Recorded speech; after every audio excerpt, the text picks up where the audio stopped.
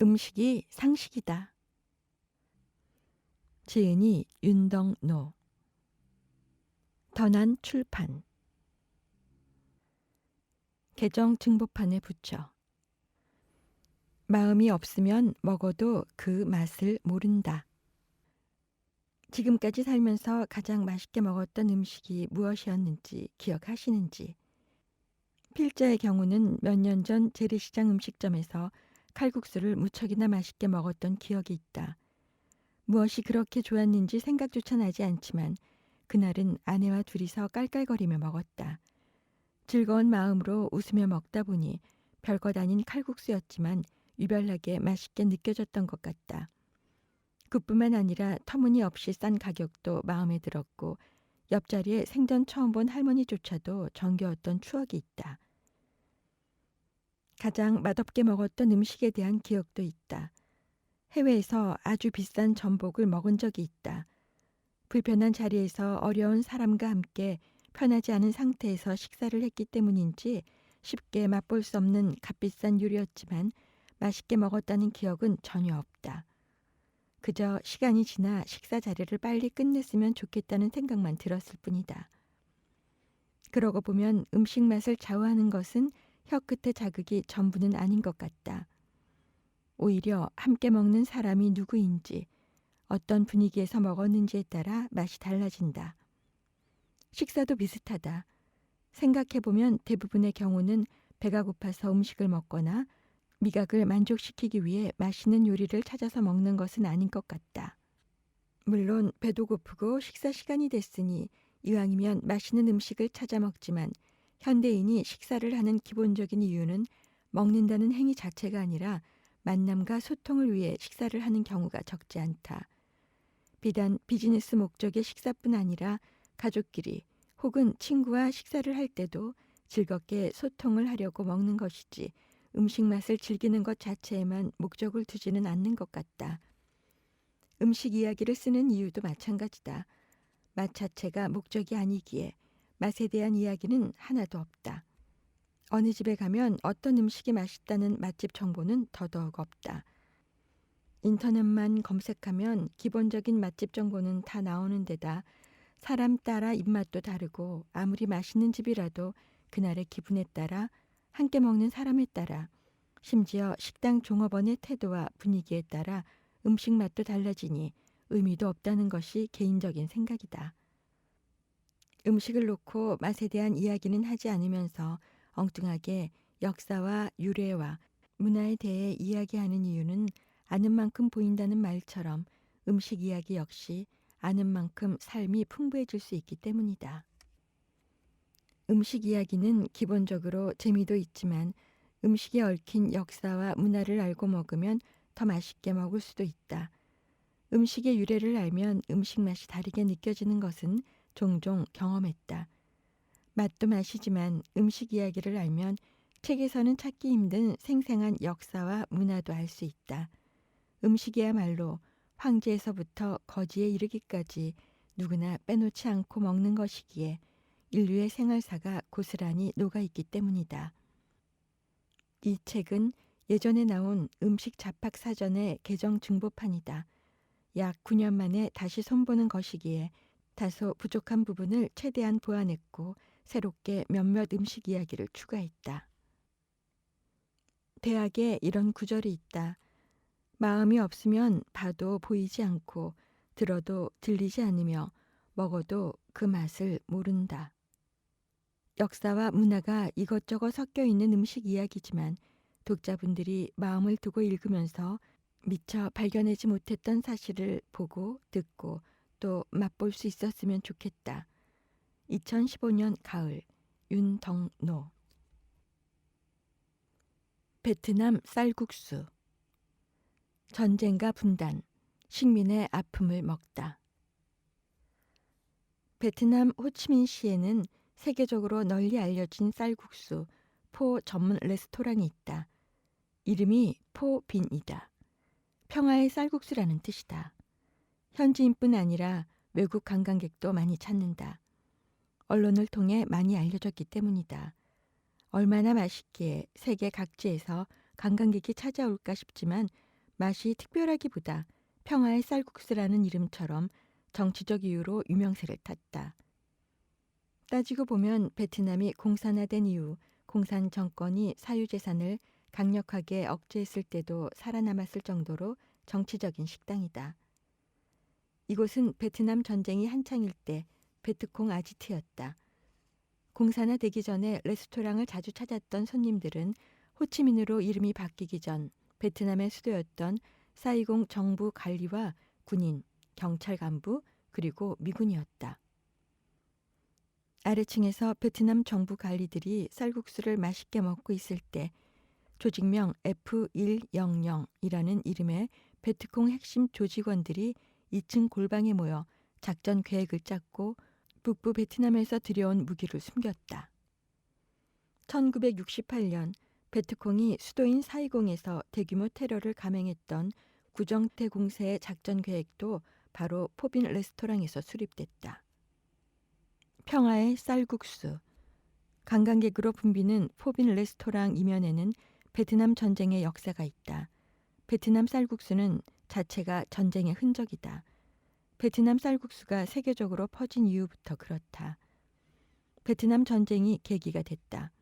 우리나라에는 2000년대 이후 널리 퍼졌지만 미국과 프랑스, 오스트레일리아에서는 1980에서 90년대 베트남 쌀국수 포가 유행하기 시작했다.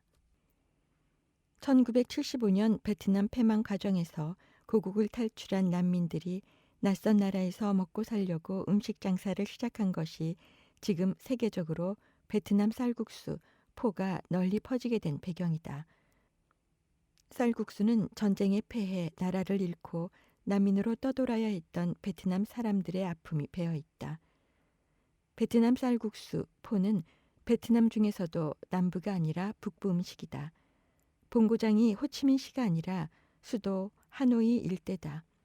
그런데 왜 남부 베트남에서 널리 퍼졌고 베트남 전쟁이 끝나면서 남쪽 난민들이 세계로 퍼뜨린 것일까? 포에는 분단의 상처가 깃들어 있기 때문이다. 우리 평양냉면이나 함흥냉면과 비슷하다. 남북 분단과 한국 전쟁으로 평안도와 함경도 이북 피난민들이 남쪽으로 피난와 음식 장사를 시작한 것부터 북부 하노이 음식이었던 베트남 쌀국수가 남쪽 호치민에 퍼진 것 역시 베트남의 남북 분단이 계기가 됐다. 베트남은 1954년 남북으로 분단이 된다. 북쪽은 공산정부인 월맹, 남쪽은 민주정부인 월남이 들어섰다. 베트남에서도 공산정권을 피해 수많은 사람들이 남쪽으로 내려왔다. 남쪽에 정착한 북부 사람들은 북쪽의 쌀국수, 포를 남쪽에 소개했다. 사실 1954년 이전까지 남부 베트남 사람들은 남부의 쌀국수인 후티우, 미, 분과 같은 쌀국수를 먹었을 뿐 북쪽 지방에서 발달한 쌀국수인 포는 그다지 먹지 않았다고 한다. 그러다 월남 북부 베트남 사람들이 질박한 북쪽 국수에 소고기와 닭고기를 얹고 또 갖가지 향신료를 듬뿍 얹으면서 남부 베트남에도 포가 유행했다. 거리에 북쪽 쌀국수 포를 파는 노점상이 넘쳤고 베트남 사람들이 아침에 일상적으로 먹는 식사가 됐다. 무심코 먹는 베트남 쌀국수 포에 담긴 분단의 상처다. 베트남 쌀국수 포에는 이렇게 아픔이 많지만 분명한 것은 전통적인 베트남 음식이라는 사실이다.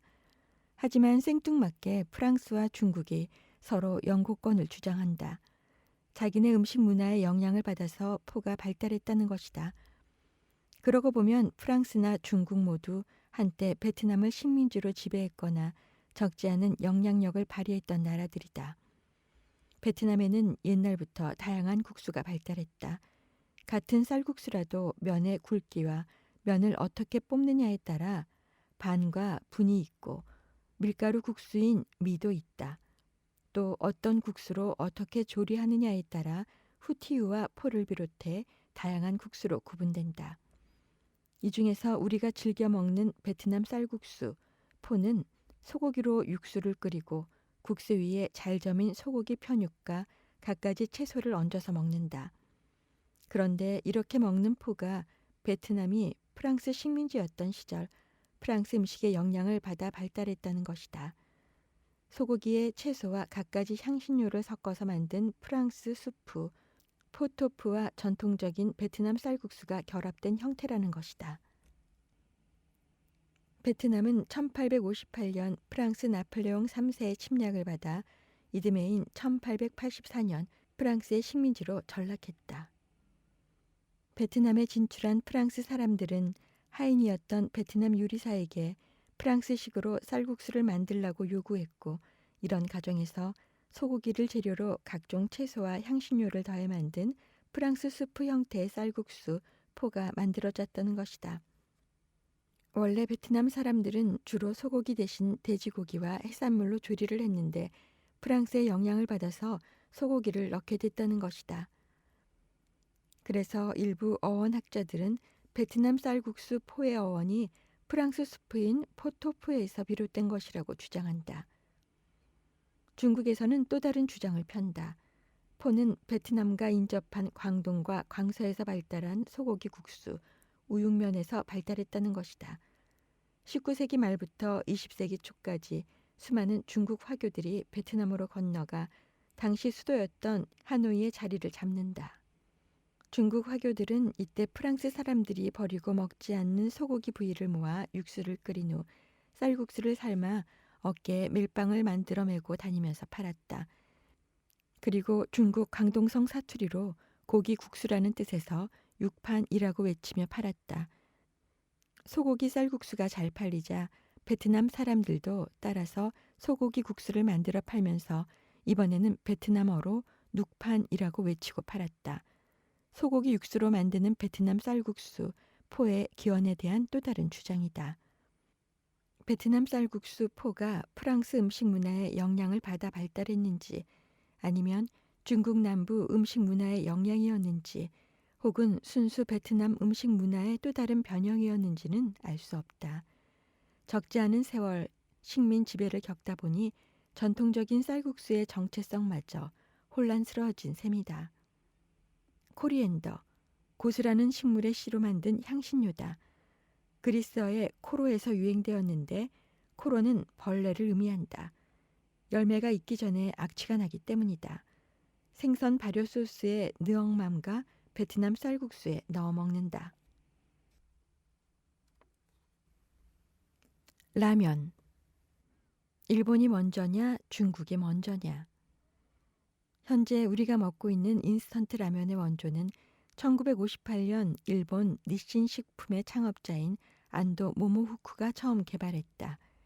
인스턴트 라면의 탄생 배경은 안도 모모후쿠가 밀가루를 이용한 식품을 개발하던 중 포장마차에서 어묵에 밀가루를 발라 튀기는 것을 보고 만들었다고 한다. 국수를 기름에 튀기면 국수 속 수분은 증발하고 국수는 익으면서 속에 구멍이 생긴다. 이 상태로 건조시켰다가 뜨거운 물을 부으면 구멍으로 물이 들어가 본래의 상태로 풀어지는 원리를 이용한 것이다. 1958년에 처음 나온 라면은 면 자체에 양념을 한 것이었으며 요즘처럼 분말 수프가 따로 들어있는 라면은 1961년에 등장했다. 한국에서는 1963년 삼양식품에서 처음 생산했다. 인스턴트 라면의 최초 개발자는 안도 모모후쿠가 확실하다. 하지만 라면의 기원에 대해서는 말도 많고 여러 가지 해석이 존재한다. 중국의 국수가 일본으로 들어와 현재 라면이 만들어졌다는 설도 있고 일본에서 자체적으로 발달했다는 설도 있다. 라면의 기원에 대한 논쟁을 면밀하게 분석해 보면 라면 면발의 기원과 어원에 대한 이야기가 대부분이다. 라면은 일본어로 라멘이라고 쓰고 한자로는 남면이라고 표기한다. 결국 남면은 언제 일본으로 전래됐는지가 라면 기원의 핵심이다. 남면은 중국 북방의 국수로 밀가루 반죽을 칼로 썰지 않고 손으로 잡아내리면서 면발을 만드는 국수다. 중국에는 지금도 라면이 있지만 요즘 우리가 먹는 인스턴트 라면과는 다르며 인스턴트 라면은 간편하게 먹는 국수라는 의미에서 팡비옌맨이라고 부른다. 일본에 처음으로 라면을 들여온 사람은 양명학자였던 명나라 사람인 주순수다. 그는 명나라를 멸망시킨 만주족 청에 항거하다 실패해 일본으로 망명했는데 일본의 사무라이이며 학자였던 수호 황문의 환대를 받는다. 어느 날 수호 황문은 친구들을 초대해 주순수가 중국에서 먹던 라면을 대접했는데 이때 처음으로 일본의 라면이 소개됐다고 한다. 에도시대 초기에 다이묘였던 도쿠카와 미스쿠니가 라면을 먹었다는 기록이 있는 것을 보면 시기적으로 대략 일치한다. 일본 기원설은 메이지 시대의 요코하마와 고베의 차이나타운에서 자체적으로 만들어졌다고 하는데 차이나타운이었던 만큼 중국에서 전래됐다는 설이 더 정확한 것으로 보인다. 결국 일본에서 중국식 라면이 널리 퍼진 것은 1900년대 전후로 이때는 라면보다 시나소바 혹은 추카소바라는 명칭으로 퍼졌다. 일본에서 라면의 인기가 급상승한 것은 제2차 세계대전이 끝나고 난 이후부터다. 점령지에서 귀국한 일본인들 중 대다수가 중국에 있으면서 이미 중국 국수에 익숙해진 사람들이었다. 당시 전쟁에 패하고 먹을 것이 없었던 일본에 미국의 원조 밀가루가 쏟아져 들어왔는데 중국에서 돌아온 많은 사람들이 중국 음식점을 차리고 라면을 팔기 시작했다. 이때부터 국수의 맛을 들이며 인기가 높아지다가 1958년 안도 모모후쿠가 라면을 개발하게 된 것이다. 일본의 라멘의 어원은 중국의 라멘이라고 보는 사람이 대부분이지만 여기에도 여러 이설이 존재한다. 국물에 녹말가루를 풀어서 먹는 중국 국수인 루멘, 삶은 국수를 건져내 양념 국물을 부어 먹는 라오멘, 발효된 밀가루 반죽으로 만든 국수인 라오멘, 요코하마의 차이나타운에서 국수를 만들어 팔던 류씨가 만든 국수라고 해서 이름이 붙은 류멘, 중국 사람들이 용의 후손들이 먹는 국수라고 해서 붙인 롱멘 등 다양한 이름을 라멘의 어원으로 본다. 어쨌든 라멘과 비슷한 발음의 중국 국수 이름은 모두 끌어다 붙인 것으로 보인다. 라면 박물관. 일본 요코하마 신요코하마에 있으며 1994년 개관했다. 일본 각지의 특색 있는 면과 스프를 맛볼 수 있으며 라면의 태동기인 1950년대 거리 풍경과 더불어 라면의 문화와 역사를 한눈에 살펴볼 수 있다. 햄버거. 햄버거는 패스트푸드의 대명사다. 미국을 상징하는 간편 음식이지만 그 이름은 독일의 항구 도시인 함부르크에서 유래됐다. 그렇지만 햄버거의 진짜 고향은 미국도 유럽도 아닌 아시아다. 그것도 우리와 인종적으로 뿌리가 같은 몽골 사람들이 주로 먹던 전통 패스트푸드다. 중앙아시아의 드넓은 초원에서 양과 말을 키우며 살던 몽골 사람과 터키 계열의 타타르 사람들은 유목민의 특성상 이동이 잦았다. 평소에는 초원에 이동식 가옥인 게르를 쳐놓고 가축이 풀을 뜯어 먹는 기간 동안 정착해 요리를 해먹는다. 그렇지만 급하게 게르를 걷고 이동을 하거나 다른 마을로 장거리 여행을 떠나야 할 때는 불을 피워 요리를 해먹을 시간적 여유가 없다. 이때 간편하게 먹을 수 있도록 개발한 음식이 오늘날 우리가 패스트푸드로 즐겨 먹는 햄버거의 원형이다. 유목민들은 말을 타고 장거리 여행을 할 때면 양을 잡아 그 고기를 갈거나 다진 후 말 안장에 깔고 앉아 길을 떠났다. 생고기 덩어리는 질겨서 요리를 하지 않으면 그냥 먹기가 힘들지만 갈거나 다진 고기는 쉽게 먹을 수 있다. 더욱이 이동을 하는 동안 더 많이 다져졌기 때문에 고기는 연하고 부드러워진다. 그래서 배가 고프면 굳이 고기를 굽지 않아도 후추나 소금 등을 쳐서 먹으며 요기를 했다고 한다. 햄버거 속에 들어있는 다진 고기 패티의 원형이다. 아시아 초원의 유목민들이 먹던 다진 날고기가 유럽으로 전해진 후 미국을 거쳐 다시 아시아로 되돌아오는 계기는 칭기스칸 덕분이다. 유럽까지 세력을 넓혔던 칭기스칸 군대는 기본적으로 기병대다. 말을 타고 쳐들어와 적을 공격하는 전격전이 특징이다. 적을 공격할 때는 말에서 내리지도 않고 며칠 동안 행군을 계속하면서 기습을 했다. 그런 만큼 칭기스칸 군대는 말에서 내려 불을 피우고 식사할 시간이 없을 때가 많았다. 그래서 말 안장에 항상 양고기를 넣고 다니면서 한 손으로는 고삐를 잡고 다른 한 손으로는 고기를 씹으며 진격하곤 했다. 칭기스칸의 손자인 쿠발리아 칸이 모스크바를 침공할 때도 말 안장에 양고기를 넣어 다니면서 전쟁을 했는데 모스크바를 점령한 후 러시아에 이 음식이 전해졌다. 러시아 사람들은 다진 날고기에 양파와 계란을 첨가해 먹었고 이를 타타르 스테이크라고 이름 붙였다. 타타르 스테이크는 14세기 무렵 러시아를 거쳐 독일로 전파됐다. 그 중심지가 독일의 항구 도시인 함부르크다. 함부르크는 중세시대 유럽의 무역 중심지였다. 러시아는 물론 아랍 국가와의 교역이 활발하게 이뤄졌던 곳이다. 아랍 사람들도 향신료를 첨가한 다진 양고기를 날로 먹는 습관이 있었는데 이 음식을 키베라고 불렀으며 함부르크를 통해 유럽에 소개됐다고 한다. 함부르크의 햄버거의 원형이 전래된 것이 러시아인지 아랍이었는지는 정확하지 않다. 그러나 아랍과의 교역 중심지였던 만큼 몽골의 패스트푸드인 햄버거의 원형이 아랍을 통해 전해졌을 가능성이 높다. 어쨌든 다진 양고기는 함부르크 지방을 중심으로 유럽에 퍼지게 됐는데 유럽에서는 양고기 대신에 쇠고기나 돼지고기로 대체했고 날로 먹는 대신 불에 구워 먹기 시작했다. 미국인들이 먹은 최초의 햄버거에 대해서는 여러 설이 있다. 그중 가장 유력한 것은 1880년대 텍사스의 정육업자인 데이비스가 빵 사이에 고기를 끼워 먹는 메뉴를 개발했다는 이야기다.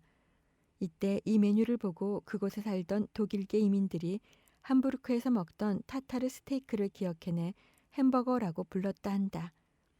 햄버거라는 명칭이 처음으로 등장한 문헌은 1802년 발간된 옥스퍼드 영어 사전이다.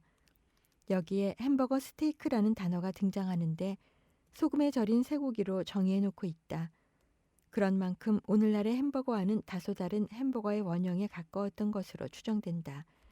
칭기스칸 시대 때 몽골에서는 햄버거의 원형을 무엇이라고 불렀는지 알 수 없다. 햄버거는 타타르 스테이크에서 햄버거 스테이크 그리고 햄버거로 이동 경로만큼 이름도 다양하게 바뀌었다. 지금은 햄버거가 비만을 유발하는 식품으로 구박을 받고 있지만 한때 영국에서는 건강식품으로 곽강을 받았던 적도 있었다. 1888년 영국의 내과 의사인 솔즈베리 박사는 빈혈, 신경통 환자들에게 햄버거 스테이크를 먹으라고 권장했다고 하는데 그 요리 방법은 현재 햄버거와는 다소 달랐다고 한다. 한편 제1차 세계대전 때는 햄버거라는 이름이 사라질 뻔했던 적도 있다. 독일과 전쟁 중이던 미국에서는 독일에 대한 감정이 나빠지면서 영국 내과 의사의 이름을 따서 솔즈베리 스테이크라고 부르곤 했다. 미국이 이라크 전쟁을 시작하면서 이라크 전쟁에 반대했던 프랑스에 대한 반감으로 프렌치 프라이 대신 프리덤 프라이라는 이름을 썼던 것과 같은 경우다. 콜라. 햄버거와 짝을 이루는 음료로 코카콜라가 최초의 콜라 음료다. 1886년 미국의 애틀란타의 약제사인 J.S. 펜버턴이 코카의 잎, 콜라의 열매, 카페인 등을 주 원료로 만들어 코카콜라라는 이름으로 상품화했다.